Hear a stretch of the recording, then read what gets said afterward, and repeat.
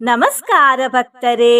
ಇಂದು ಜ್ಯೇಷ್ಠ ಮಾಸದ ಕೊನೆಯ ದಿನ, ಅಂದರೆ ಇಂದು ಆಷಾಢ ಅಮಾವಾಸ್ಯೆ. ಈ ಅಮಾವಾಸ್ಯೆ ಬುಧವಾರದ ದಿನ ಬಂದಿರುವುದರಿಂದ ಇಂದು ನಾವು ಶ್ರೀ ನೃಸಿಂಹದೇವರ ಒಂದು ಶಕ್ತಿಶಾಲಿ ಮಂತ್ರವನ್ನು ಕೇಳೋಣ. ಈ ಮಂತ್ರದ ಹೆಸರು ಶ್ರೀ ನೃಸಿಂಹ ಭುಜಂಗ ಪ್ರಯಾತ ಸ್ತವ ಮಂತ್ರ. ಈ ಮಂತ್ರವನ್ನು ಇಂದು ನಂಬಿಕೆ ಹಾಗೂ ಭಕ್ತಿಯಿಂದ ಪೂರ್ತಿ 108 ಬಾರಿ ಬೆಳಿಗ್ಗೆ, ಮಧ್ಯಾಹ್ನ ಹಾಗೂ ಸಂಜೆ ಕೇಳಿದರೆ ನಕಾರಾತ್ಮಕ ಶಕ್ತಿಗಳ ಕಾಟ ದೂರವಾಗುತ್ತದೆ. ವ್ಯಾಧಿ ಅಂದರೆ ರೋಗಗಳು ನಾಶವಾಗುತ್ತವೆ, ಸುಖ ಪ್ರಾಪ್ತಿಯಾಗುತ್ತದೆ, ದರಿದ್ರತೆ ದೂರವಾಗುತ್ತದೆ ಮತ್ತು ಶಾಂತಿ ದೊರೆಯುತ್ತದೆ. ಇಂದಿನ ಭಗವದ್ಗೀತೆಯ ಜ್ಞಾನ ಹೀಗಿದೆ. ಈ ಶ್ಲೋಕದಲ್ಲಿ ಶ್ರೀಕೃಷ್ಣ ದೇವರು ಸರ್ವಭೂತಗಳ ಬೀಜ ಯಾರೆಂದು ಹೇಳುತ್ತಿದ್ದಾರೆ. ಶ್ಲೋಕವು ಹೀಗಿದೆ: ಯಚ್ಚಾಪಿ ಸರ್ವಭೂತಾನಾಂ ಬೀಜಂ ತದಹಮರ್ಜುನ, ನ ತದಸ್ತಿ ವಿನಾ ಯತ್ ಸ್ಯಾತ್ ಮಯಾ ಭೂತಂ ಚರಾಚರಂ. ಈ ಶ್ಲೋಕದ ಅರ್ಥ ಹೀಗಿದೆ: ಅದರಂತೆ ಅರ್ಜುನನೇ, ಸರ್ವಭೂತಗಳ ಬೀಜವಾದರೂ ನಾನೇ. ಚರಾಚರ ಭೂತಗಳೆಂದು ಏನಿರುವವೋ ಅವು ನನ್ನ ಹೊರತು ಬೇರೆ ಇಲ್ಲ ಎಂದು. ಭಕ್ತರೇ, ನೀವು ಚಾನಲಿಗೆ ಹೊಸದಾಗಿ ಬಂದಿದ್ದರೆ ಚಾನಲನ್ನು ಸಬ್ಸ್ಕ್ರೈಬ್ ಮಾಡಿ, ಹತ್ತಿರವಿರುವ ಬೆಲ್ ಬಟನ್ ಅನ್ನು ಒತ್ತಿ. ಮಂತ್ರ ಕೇಳುವಾಗ ನಮೋ ನೃಸಿಂಹ ಎಂದು ಕಮೆಂಟ್ ಮಾಡಿ ಮತ್ತು ವಿಡಿಯೋಗೆ ಲೈಕ್ ಮಾಡಿ. ಭಕ್ತರೇ, ಕಣ್ಣು ಮುಚ್ಚಿ ಮಂತ್ರವನ್ನು ಪೂರ್ತಿ 108 ಸರ್ತಿ ಕೇಳಿ. ಧರಿಷ್ಯಂತಿ ತಾನ್ ಮುಕ್ತಿಕಾಂತಾ ವೃಣೀತೆ ಸಖೀಭಿರ್ವ್ರತಾ ಶಾಂತಿದಾಂತ್ಯದಿಮಾಭಿಃ. ಧರಿಷ್ಯಂತಿ ತಾನ್ ಮುಕ್ತಿಕಾಂತಾ ವೃಣೀತೆ ಸಖೀಭಿರ್ವ್ರತಾ ಶಾಂತಿದಾಂತ್ಯದಿಮಾಭಿಃ. ಧರಿಷ್ಯಂತಿ ತಾನ್ ಮುಕ್ತಿಕಾಂತಾ ವೃಣೀತೆ ಸಖೀಭಿರ್ವ್ರತಾ ಶಾಂತಿದಾಂತ್ಯದಿಮಾಭಿಃ. ಧರಿಷ್ಯಂತಿ ತಾನ್ ಮುಕ್ತಿಕಾಂತಾ ವೃಣೀತೆ ಸಖೀಭಿರ್ವ್ರತಾ ಶಾಂತಿದಾಂತ್ಯದಿಮಾಭಿಃ. ಧರಿಷ್ಯಂತಿ ತಾನ್ ಮುಕ್ತಿಕಾಂತಾ ವೃಣೀತೆ ಸಖೀಭಿರ್ವ್ರತಾ ಶಾಂತಿದಾಂತ್ಯದಿಮಾಭಿಃ. ಧರಿಷ್ಯಂತಿ ತಾನ್ ಮುಕ್ತಿಕಾಂತಾ ವೃಣೀತೆ ಸಖೀಭಿರ್ವ್ರತಾ ಶಾಂತಿದಾಂತ್ಯದಿಮಾಭಿಃ. ಧರಿಷ್ಯಂತಿ ತಾನ್ ಮುಕ್ತಿಕಾಂತಾ ವೃಣೀತೆ ಸಖೀಭಿರ್ವ್ರತಾ ಶಾಂತಿದಾಂತ್ಯದಿಮಾಭಿಃ. ಧರಿಷ್ಯಂತಿ ತಾನ್ ಮುಕ್ತಿಕಾಂತಾ ವೃಣೀತೆ ಸಖೀಭಿರ್ವ್ರತಾ ಶಾಂತಿದಾಂತ್ಯದಿಮಾಭಿಃ. ಧರಿಷ್ಯಂತಿ ತಾನ್ ಮುಕ್ತಿಕಾಂತಾ ವೃಣೀತೆ ಸಖೀಭಿರ್ವ್ರತಾ ಶಾಂತಿದಾಂತ್ಯದಿಮಾಭಿಃ. ಧರಿಷ್ಯಂತಿ ತಾನ್ ಮುಕ್ತಿಕಾಂತಾ ವೃಣೀತೆ ಸಖೀಭಿರ್ವ್ರತಾ ಶಾಂತಿದಾಂತ್ಯದಿಮಾಭಿಃ. ಧರಿಷ್ಯಂತಿ ತಾನ್ ಮುಕ್ತಿಕಾಂತಾ ವೃಣೀತೆ ಸಖೀಭಿರ್ವ್ರತಾ ಶಾಂತಿದಾಂತ್ಯದಿಮಾಭಿಃ. ಧರಿಷ್ಯಂತಿ ತಾನ್ ಮುಕ್ತಿಕಾಂತಾ ವೃಣೀತೆ ಸಖೀಭಿರ್ವ್ರತಾ ಶಾಂತಿದಾಂತ್ಯದಿಮಾಭಿಃ. ಧರಿಷ್ಯಂತಿ ತಾನ್ ಮುಕ್ತಿಕಾಂತಾ ವೃಣೀತೆ ಸಖೀಭಿರ್ವ್ರತಾ ಶಾಂತಿದಾಂತ್ಯದಿಮಾಭಿಃ. ಧರಿಷ್ಯಂತಿ ತಾನ್ ಮುಕ್ತಿಕಾಂತಾ ವೃಣೀತೆ ಸಖೀಭಿರ್ವ್ರತಾ ಶಾಂತಿದಾಂತ್ಯದಿಮಾಭಿಃ. ಧರಿಷ್ಯಂತಿ ತಾನ್ ಮುಕ್ತಿಕಾಂತಾ ವೃಣೀತೆ ಸಖೀಭಿರ್ವ್ರತಾ ಶಾಂತಿದಾಂತ್ಯದಿಮಾಭಿಃ. ಧರಿಷ್ಯಂತಿ ತಾನ್ ಮುಕ್ತಿಕಾಂತಾ ವೃಣೀತೆ ಸಖೀಭಿರ್ವ್ರತಾ ಶಾಂತಿದಾಂತ್ಯದಿಮಾಭಿಃ. ಧರಿಷ್ಯಂತಿ ತಾನ್ ಮುಕ್ತಿಕಾಂತಾ ವೃಣೀತೆ ಸಖೀಭಿರ್ವ್ರತಾ ಶಾಂತಿದಾಂತ್ಯದಿಮಾಭಿಃ. ಧರಿಷ್ಯಂತಿ ತಾನ್ ಮುಕ್ತಿಕಾಂತಾ ವೃಣೀತೆ ಸಖೀಭಿರ್ವ್ರತಾ ಶಾಂತಿದಾಂತ್ಯದಿಮಾಭಿಃ. ಧರಿಷ್ಯಂತಿ ತಾನ್ ಮುಕ್ತಿಕಾಂತಾ ವೃಣೀತೆ ಸಖೀಭಿರ್ವ್ರತಾ ಶಾಂತಿದಾಂತ್ಯದಿಮಾಭಿಃ. ಧರಿಷ್ಯಂತಿ ತಾನ್ ಮುಕ್ತಿಕಾಂತಾ ವೃಣೀತೆ ಸಖೀಭಿರ್ವ್ರತಾ ಶಾಂತಿದಾಂತ್ಯದಿಮಾಭಿಃ. ಧರಿಷ್ಯಂತಿ ತಾನ್ ಮುಕ್ತಿಕಾಂತಾ ವೃಣೀತೆ ಸಖೀಭಿರ್ವ್ರತಾ ಶಾಂತಿದಾಂತ್ಯದಿಮಾಭಿಃ. ಧರಿಷ್ಯಂತಿ ತಾನ್ ಮುಕ್ತಿಕಾಂತಾ ವೃಣೀತೆ ಸಖೀಭಿರ್ವ್ರತಾ ಶಾಂತಿದಾಂತ್ಯದಿಮಾಭಿಃ. ಧರಿಷ್ಯಂತಿ ತಾನ್ ಮುಕ್ತಿಕಾಂತಾ ವೃಣೀತೆ ಸಖೀಭಿರ್ವ್ರತಾ ಶಾಂತಿದಾಂತ್ಯದಿಮಾಭಿಃ. धरिष्यन्ति तान् मुक्तिकान्ता वृणीते सखीभिर्व्रता शान्तिदान्त्यदिमाभिः धरिष्यन्ति तान् मुक्तिकान्ता वृणीते सखीभिर्व्रता शान्तिदान्त्यदिमाभिः धरिष्यन्ति तान् मुक्तिकान्ता वृणीते सखीभिर्व्रता शान्तिदान्त्यदिमाभिः धरिष्यन्ति तान् मुक्तिकान्ता वृणीते सखीभिर्व्रता शान्तिदान्त्यदिमाभिः धरिष्यन्ति तान् मुक्तिकान्ता वृणीते सखीभिर्व्रता शान्तिदान्त्यदिमाभिः धरिष्यन्ति तान् मुक्तिकान्ता वृणीते सखीभिर्व्रता शान्तिदान्त्यदिमाभिः धरिष्यन्ति तान् मुक्तिकान्ता वृणीते सखीभिर्व्रता शान्तिदान्त्यदिमाभिः धरिष्यन्ति तान् मुक्तिकान्ता वृणीते सखीभिर्व्रता शान्तिदान्त्यदिमाभिः धरिष्यन्ति तान् मुक्तिकान्ता वृणीते सखीभिर्व्रता शान्तिदान्त्यदिमाभिः धरिष्यन्ति तान् मुक्तिकान्ता वृणीते सखीभिर्व्रता शान्तिदान्त्यदिमाभिः धरिष्यन्ति तान् मुक्तिकान्ता वृणीते सखीभिर्व्रता शान्तिदान्त्यदिमाभिः धरिष्यन्ति तान् मुक्तिकान्ता वृणीते सखीभिर्व्रता शान्तिदान्त्यदिमाभिः धरिष्यन्ति तान् मुक्तिकान्ता वृणीते सखीभिर्व्रता शान्तिदान्त्यदिमाभिः धरिष्यन्ति तान् मुक्तिकान्ता वृणीते सखीभिर्व्रता शान्तिदान्त्यदिमाभिः धरिष्यन्ति तान् मुक्तिकान्ता वृणीते सखीभिर्व्रता शान्तिदान्त्यदिमाभिः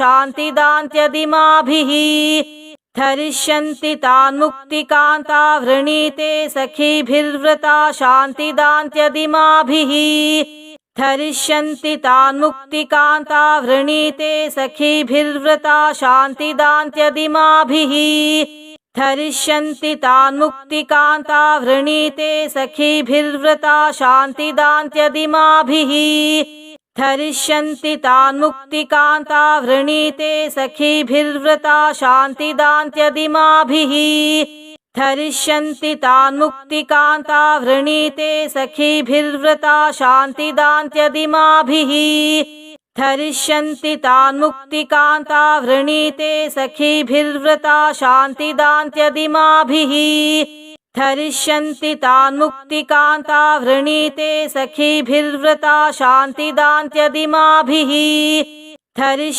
तान् मुक्तिकान्ता वृणीते सखीभिर्व्रता शान्तिदान्त्यदिमाभिः धरिष्यन्ति तान् मुक्तिकान्ता वृणीते सखीभिर्व्रता शान्तिदान्त्यदिमाभिः धरिष्यन्ति तान् मुक्तिकान्ता वृणीते सखीभिर्व्रता शान्तिदान्त्यदिमाभिः धरिष्यन्ति तान् मुक्तिकान्ता वृणीते सखीभिर्व्रता शान्तिदान्त्यदिमाभिः धरिष्यन्ति तान् मुक्तिकान्ता वृणीते सखीभिर्व्रता शान्तिदान्त्यदिमाभिः धरिष्यन्ति तान् मुक्तिकान्ता वृणीते सखीभिर्व्रता शान्तिदान्त्यदिमाभिः धरिष्यन्ति तान् मुक्तिकान्ता वृणीते सखीभिर्व्रता शान्तिदान्त्यदिमाभिः धरिष्यन्ति तान्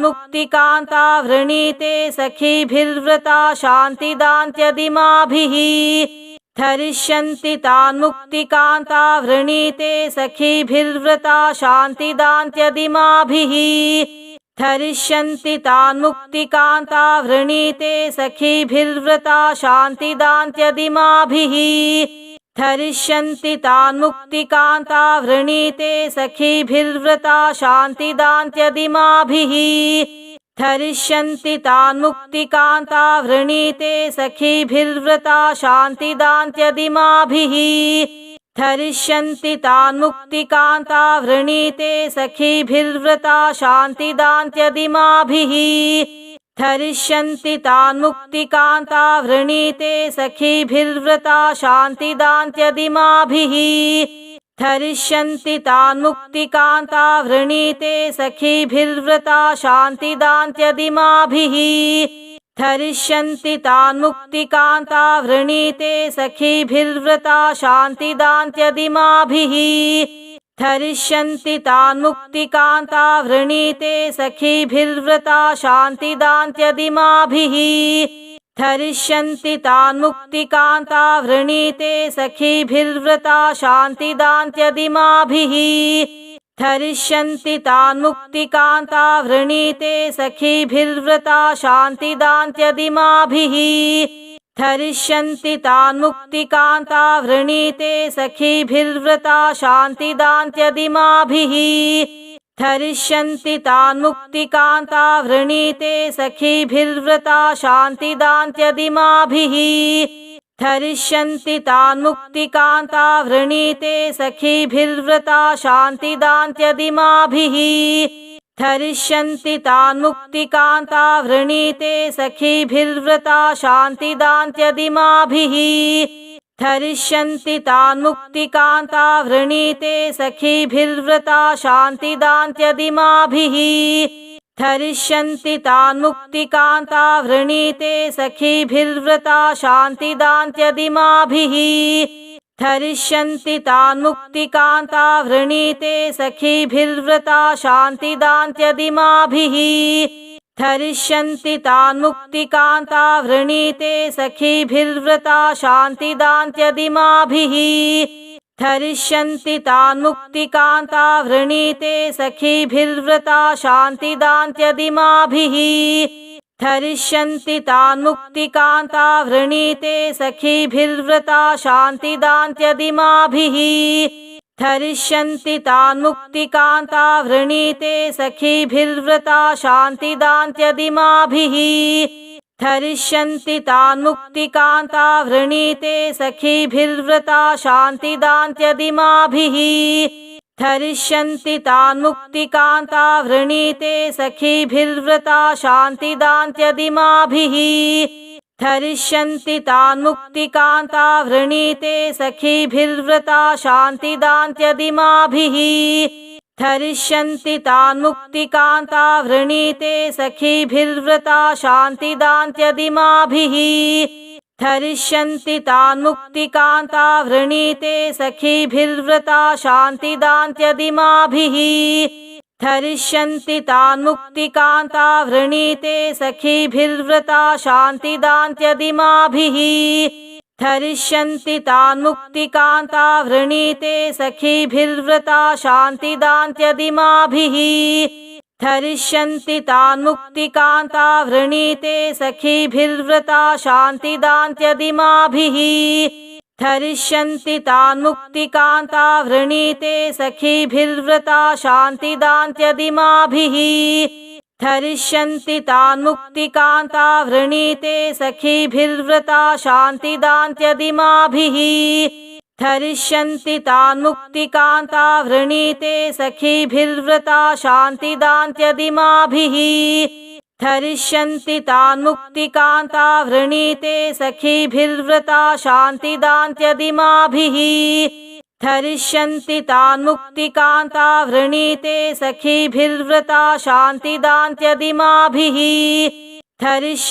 तान् मुक्तिकान्ता वृणीते सखीभिर्व्रता शान्तिदान्त्यदिमाभिः धरिष्यन्ति तान् मुक्तिकान्ता वृणीते सखीभिर्व्रता शान्तिदान्त्यदिमाभिः धरिष्यन्ति तान् मुक्तिकान्ता वृणीते सखीभिर्व्रता शान्तिदान्त्यदिमाभिः धरिष्यन्ति तान् मुक्तिकान्ता वृणीते सखीभिर्व्रता शान्तिदान्त्यदिमाभिः धरिष्यन्ति तान् मुक्तिकान्ता वृणीते सखीभिर्व्रता शान्तिदान्त्यदिमाभिः धरिष्यन्ति तान् मुक्तिकान्ता वृणीते सखीभिर्व्रता शान्तिदान्त्यदिमाभिः धरिष्यन्ति तान् मुक्तिकान्ता वृणीते सखीभिर्व्रता शान्तिदान्त्यदिमाभिः धरिष्यन्ति तान् मुक्तिकान्ता वृणीते सखीभिर्व्रता शान्तिदान्त्यदिमाभिः धरिष्यन्ति तान् मुक्तिकान्ता वृणीते सखीभिर्व्रता शान्तिदान्त्यदिमाभिः धरिष्यन्ति तान् मुक्तिकान्ता वृणीते सखीभिर्व्रता शान्तिदान्त्यदिमाभिः धरिष्यन्ति तान् मुक्तिकान्ता वृणीते सखीभिर्व्रता शान्तिदान्त्यदिमाभिः धरिष्यन्ति तान् मुक्तिकान्ता वृणीते सखीभिर्व्रता शान्तिदान्त्यदिमाभिः धरिष्यन्ति तान् मुक्तिकान्ता वृणीते सखीभिर्व्रता शान्तिदान्त्यदिमाभिः धरिष्यन्ति तान् मुक्तिकान्ता वृणीते सखीभिर्व्रता शान्तिदान्त्यदिमाभिः धरिष्यन्ति तान् मुक्तिकान्ता वृणीते सखीभिर्व्रता शान्तिदान्त्यदिमाभिः धरिष्यन्ति तान् मुक्तिकान्ता वृणीते सखीभिर्व्रता शान्तिदान्त्यदिमाभिः धरिष्यन्ति तान् मुक्तिकान्ता वृणीते सखीभिर्व्रता शान्तिदान्त्यदिमाभिः धरिष्यन्ति तान् मुक्तिकान्ता वृणीते सखीभिर्व्रता शान्तिदान्त्यदिमाभिः धरिष्यन्ति तान् मुक्तिकान्ता वृणीते सखीभिर्व्रता शान्तिदान्त्यदिमाभिः